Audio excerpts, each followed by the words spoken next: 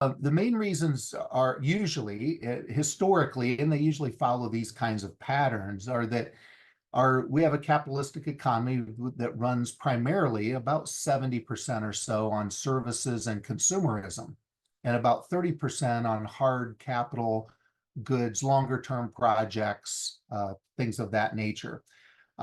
With the high inflation we've had the last 3.5 years or so, the appetite for purchasing has been dwindling with the American consumer. So when that happens, that along with the unbalanced budget that the federal government has, where they're spending about 30% more than they take in, which on a national basis, if it's 1.5 to 2 trillion on a $25 trillion economy, is somewhere around 4% every year that we are spending as a nation more than we're creating. And we are the largest economy. So we really don't have anywhere to go for a bailout worldwide. So it's just the multitude of factors that build up to that. And consumerism is the short-term issue, meaning we can turn on and off purchasing based on our feelings. The one that takes longer is the capital component. So when you see capital purchases going down, if that starts to happen over the next couple of months, you can almost guarantee there'll be a recession, because you can't make up for that very quickly just by throwing some jobs on the market, decreasing some interest rates real quick. Those job orders take a long time to cancel, and they take a long time to reactivate. So what's number two? So I think the first one is the lack of confidence that people have in the job market itself. One, the indicator that we saw Friday with a underperforming of expectation. It doesn't mean it was terrible. It just means it was under our expectation. So that signals to us slow down. The next one is the national debt has been climbing, even though we've leveled off the annual component. That number is getting bigger and bigger. So what's happened is the federal deficit continues to get larger, because the money that we borrowed the last 15 years or so at super low interest rates is now being reissued with all those government bonds that we saw were being purchased because people flee the stock market and go to bonds. Well, the bonds that are out there are at fairly low rates, so they don't earn a lot. The ones that are coming on the market are at new higher rates, which are good for us, but bad for the government. So they either have to borrow more to pay the debt, or they have to tax us more. So those are bad signals. And then I think the third one that you're going to see is the capital purchasing. And that's the one that's coming. That if larger businesses stop the larger building projects, issuing corporate bonds to build new things, that's going to be the third indicator that we have to go through kind of a cleansing process in our economy so that we can rebuild again. So are you saying that what happened today could actually get worse? Yes, I think it definitely can get worse. I think it'll stabilize, it will bounce back, and it has that yo-yo effect.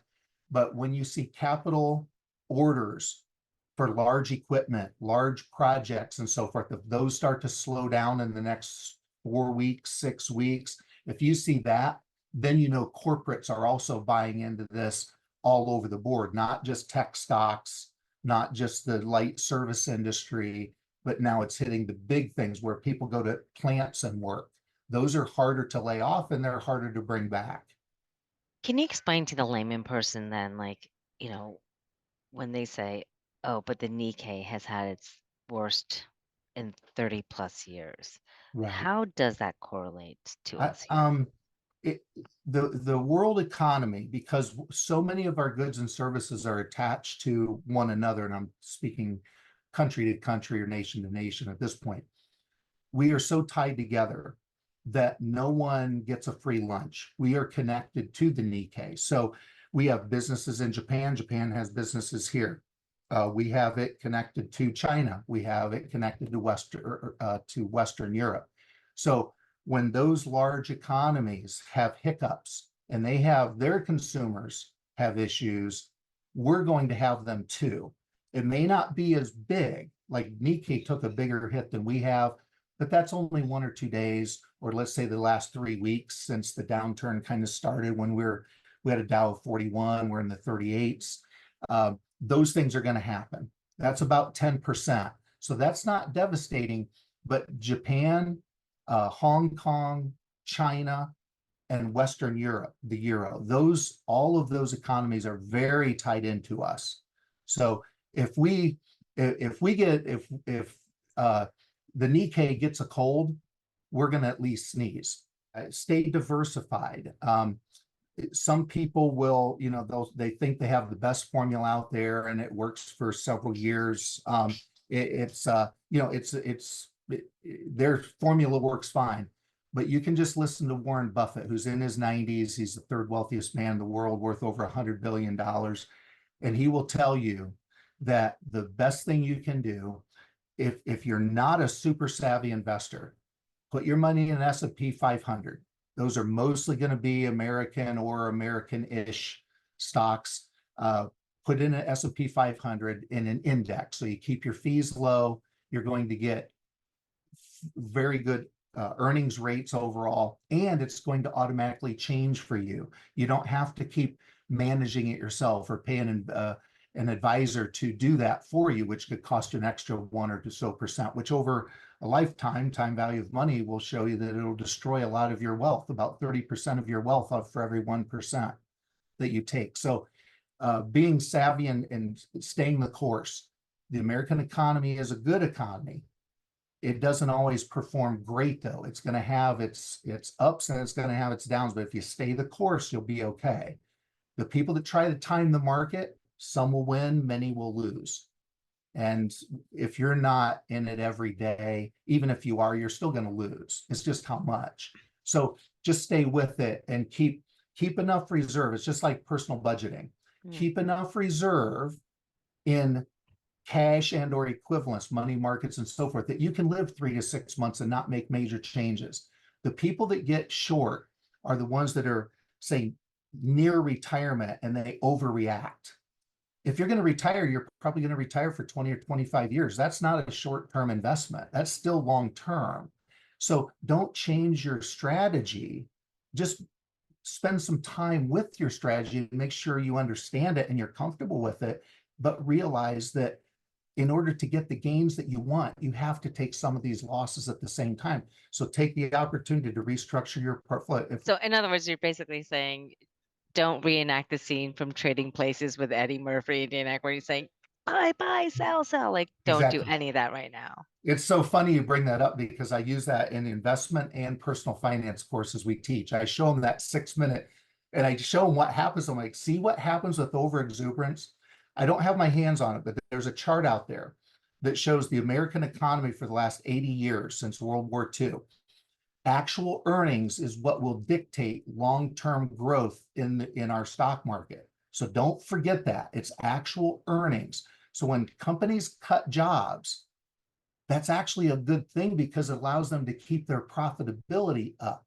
In the short term, it hurts. In the long term, it's what builds our stability. What you see on the Dow Jones Industrial Average is the overexuberance, the personality of people coming in short-term bursts to either bloat the market or to artificially decrease the market lower than the earnings. So don't buy into that overexuberance, buy into the earnings. So when we don't hit projections, just trust that companies are doing the best they can to earn you as the investor the money that you need in order to grow long-term. So let me ask you this. If we know these patterns, we know these cycles, we know all this, why on earth is it happening?